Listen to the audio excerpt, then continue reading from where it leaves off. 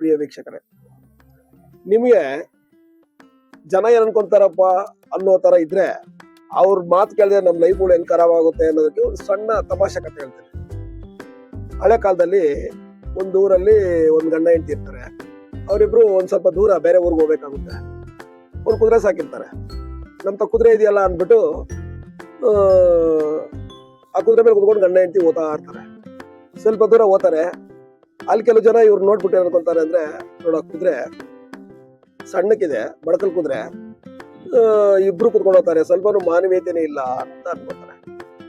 ಸರಿ, ಇವನು ಇಳಿದ್ಬಿಟ್ಟು ಹೆಂಡತಿನ ಮಾತ್ರ ಕುಡಿಸ್ಕೊಂಡು ಸ್ವಲ್ಪ ದೂರ ಓದ್ತಾ ಇರ್ತಾರೆ.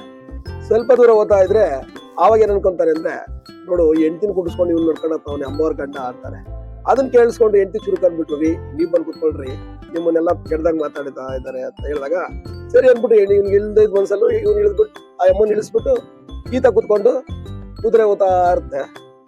ಅವಾಗ ಜನ ಅನ್ಕೊಂತಾರೆ, ನೋಡು ಹೆಂಡತಿ ನಡೆಸ್ಕೊಂಡು ಇವನು ಕುತ್ಕೊಂಡು ಹೋಗ್ತಾವನ್ ಎಂಥ ದುರಾಂಕಾರಿ ಅಂತ ಅನ್ಕೊಂತಾರೆ. ಅವನು ಬೇಜಾರಾಗ್ಬಿಟ್ಟು ಅವನು ಇಳಿದ್ಬಿಟ್ಟು ಇಬ್ರು ನಡ್ಕೊಂಡು ಖಾಲಿ ಕುದುರೆ ಕರ್ಕೊಂಡು ಹೋಗ್ತಾ ಇರ್ತಾರೆ.